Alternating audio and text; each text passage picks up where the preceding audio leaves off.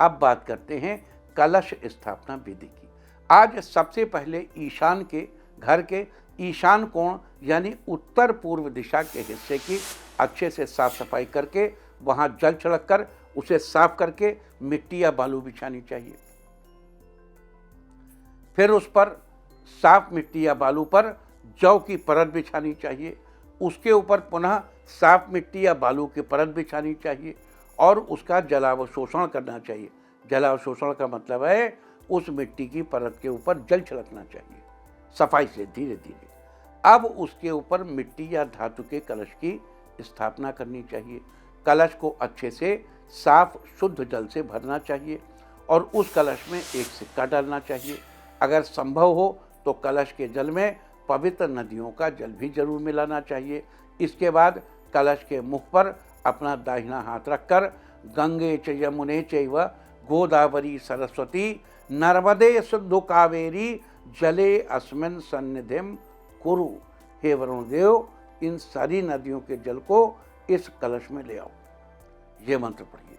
अगर मंत्र न बोल पाए, न ध्यान रहे, तो बिना मंत्र पढ़े कहिए गंगा यमुना गोदावरी सरस्वती नर्मदा सिंधु कावेरी। इन पवित्र नदियों का ध्यान करते हुए उन नदियों के जल का आवाहन उस कलश में करना चाहिए और ऐसा भाव करना चाहिए कि सभी नदियों का जल उस कलश में आ जाए। पवित्र नदियों के साथ ही वरुण देवता का भी आवाहन करना चाहिए ताकि वो उस कलश में अपना आसन, अपना स्थान ग्रहण कर लें। इस प्रकार आवाहन आदि के बाद कलश के मुख पर कलावा बांधिए और मिट्टी की कटोरी से कलश को ढक दीजिए। अब ऊपर ढकी गई कटोरी में जौ भरिए। यदि जौ न हो तो चावल भी भर सकते हैं। इसके बाद एक जटा वाला नारियल लेकर उसे लाल कपड़े में लपेटकर ऊपर कलावे से बांधकर फिर उस बंधे हुए नारियल को जौ या चावल से भरी हुई कटोरी के ऊपर स्थापित कर दीजिए। यहाँ दो बातें याद दिला दूँ। कुछ लोग कलश के ऊपर रखी गई कटोरी में ही घी का दीपक जला लेते हैं।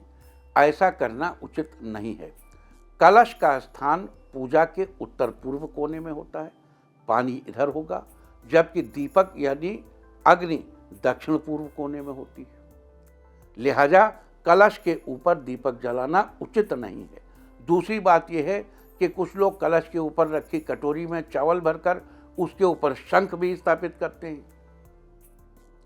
इसमें कोई परेशानी नहीं, आप ऐसा कर सकते हैं क्योंकि शंख दक्षिणावर्त होना चाहिए और उसका मुंह ऊपर की ओर रखना चाहिए और चोंच अपनी ओर करके रखनी चाहिए। इस सारी कार्यविधि में एक चीज का विशेष ध्यान रखना चाहिए कि ये सब करते समय नवार्ण मंत्र अवश्य पढ़ना चाहिए। नवार्ण मंत्र क्या है? ओम ऐं ह्रीं क्लीं चामुंडाय विच्चे। देखिए एक बार फिर से नवार्ण मंत्र के साथ सारी कार्यविधि समझ लीजिए। सबसे पहले उत्तर पूर्व कोने की सफाई करें और जल छिड़कते समय कहें ओम ऐं ह्रीं क्लीं चामुंडाय विच्चे। फिर कोने में मिट्टी या बालू बिछाई और 5 बार मंत्र पढ़ा ओम ऐं ह्रीं क्लीं चामुंडाय विच्चे।